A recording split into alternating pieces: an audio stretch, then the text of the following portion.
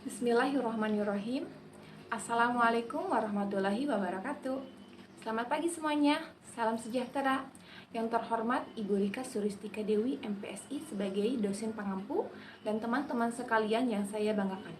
Puji syukur marilah kita panjatkan kepada Allah Subhanahu wa taala atas rahmat berupa kesehatan sehingga kita bisa berkumpul pada kesempatan ini. Tak lupa juga sholawat serta salam semoga tetap tercurahkan kepada junjungan kita Rasulullah Shallallahu Alaihi Wasallam. Sebelumnya, perkenalkan nama saya Wina Nabila dari kelompok 6. Saya di sini sebagai moderator dan rekan-rekan kelompok saya yaitu 1. Noksinta, 2. Ropik Permana, dan 3. Yunita Pauabda. Pada kesempatan ini, saya dan rekan-rekan akan mempresentasikan makalah kelompok kami yakni aspek kreativitas. Untuk mempersingkat waktu, materi pertama akan dibacakan oleh Ropik Permana. Kepadanya dipersilakan. Terima kasih kepada Ibu Moderator yang telah mempersilakan kepada saya untuk menjelaskan tentang pengertian kreativitas. Kreativitas adalah suatu kemampuan untuk menyelesaikan masalah yang memberikan kesempatan individu untuk menciptakan ide-ide asli. Menurut Gufwan dan Risnawati, kreativitas adalah unsur kekuatan sumber daya manusia yang andal untuk menggerakkan kemajuan manusia dalam penelusuran, pengembangan, ataupun penemuan-penemuan baru. Dalam bidang ilmu pengetahuan dan teknologi, serta dalam semua bidang usaha manusia, menyebutkan istilah kreativitas dalam kehidupan sehari-hari dikaitkan dengan prestasi yang istimewa dalam menciptakan suatu yang baru, ataupun penilaian respon bersifat kreatif melalui sejumlah pengamatan yang dilakukan oleh orang yang tepat. Sebagai hal menghasilkan dan ide yang baru oleh individu ataupun kelompok kecil. Kemampuan umum untuk menciptakan sesuatu yang baru sebagai kemampuan untuk memberikan gagasan-gagasan baru yang dapat diterapkan dalam pemecahan atau masalah, ataupun sebagai kemampuan untuk melihat hubungan-hubungan baru antara unsur-unsur yang sudah sebelumnya.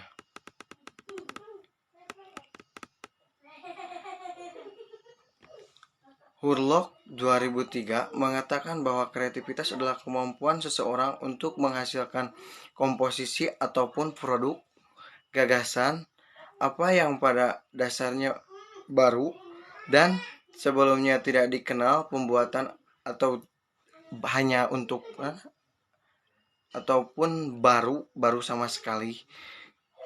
Kemampuan yang mencerminkan kelancaran ataupun kewelasan dan orientasi dan berpikir, serta kemampuan untuk mengolaborasi suatu ide dan gagasan.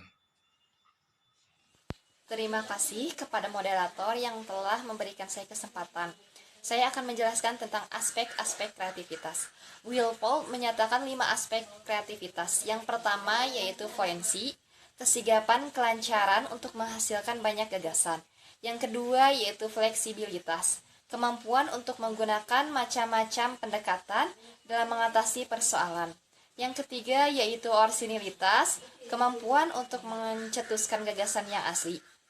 Yang keempat, elaboration, individu yang mampu mengembangkan suatu gagasan, menambahkan atau memperinci detail dari suatu objek, gagasan atau situasi menjadi lebih menarik dengan mempertimbangkan macam-macam implikasi. Yang kelima yaitu originality, keaslian individu mampu untuk mencetuskan gagasan unik atau gagasan asli yang belum pernah ada. Selain Guilford, Torrance juga mengemukakan berbagai aspek-aspek kreativitas. Yang pertama yaitu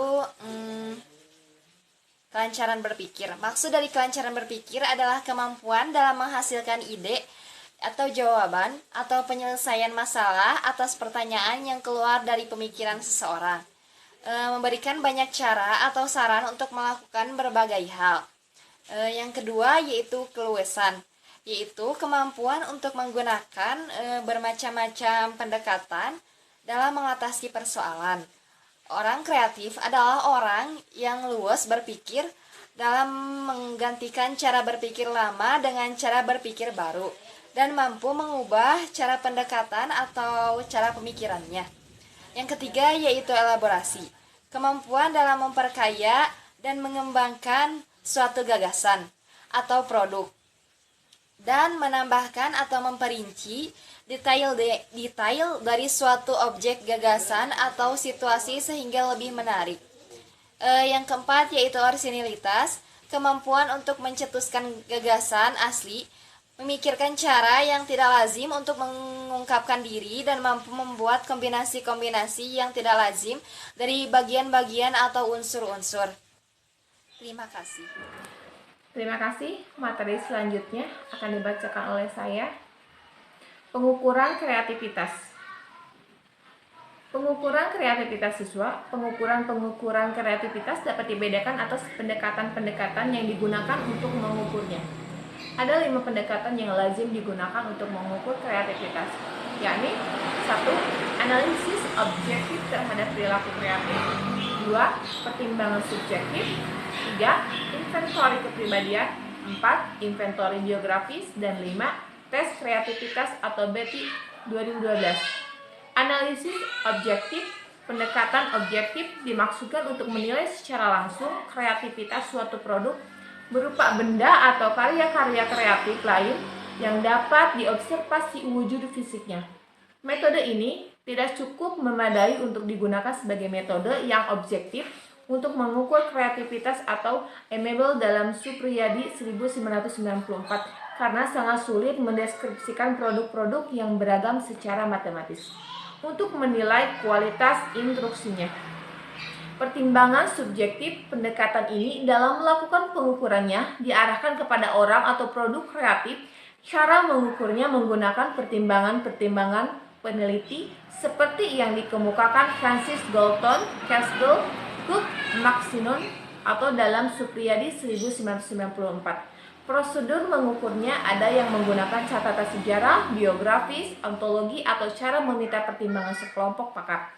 Dasar epistemologis dari pendekatan ini yaitu bahwa objektivitas sesungguhnya adalah intersub by aktivitas, artinya meskipun prosedurnya subjektif, hasilnya menggambarkan objektivitas karena sesungguhnya subjektivitas adalah dasar dari objektivitas.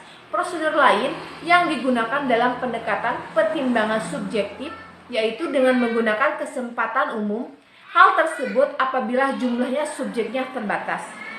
Inventory kepribadian. Pendekatan inventory kepribadian ditunjukkan untuk mengetahui kecenderungan kepribadian kreatif seseorang atau korelat-korelat kepribadian yang berhubungan dengan kreativitas. Kepribadian kreatif meliputi sikap, motivasi, minat, gaya berpikir, dan kebiasaan-kebiasaan dalam berperilaku. Alat ukurnya antara lain skala sikap kreatif, skala kepribadian kreatif, dan lain-lain. Inventory biografis. Pendekatan ini digunakan untuk mengungkapkan berbagai aspek kehidupan orang-orang kreatif, meliputi identitas pribadinya, lingkungannya, serta pengalaman kehidupannya. Tes kreativitas.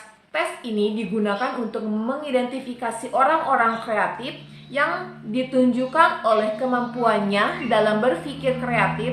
Hasil tesnya dikonversikan ke dalam skala tertentu sehingga menghasilkan CQ atau Creative Quality Time yang analog dengan IQ. Untuk soal tes ini umumnya berupa gambar dan verbal. Perbedaan tes integrasi dengan tes kreativitas yaitu pada kriteria jawabannya. Karena itu ada jawaban benar dan salah. Sedangkan tes kreativitas menguji berpikir menyebar atau divergent dan tidak ada jawaban benar atau salah.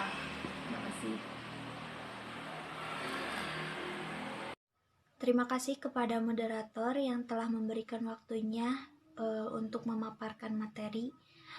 Baik, untuk materi selanjutnya, yaitu tentang faktor-faktor yang mempengaruhi kreativitas siswa.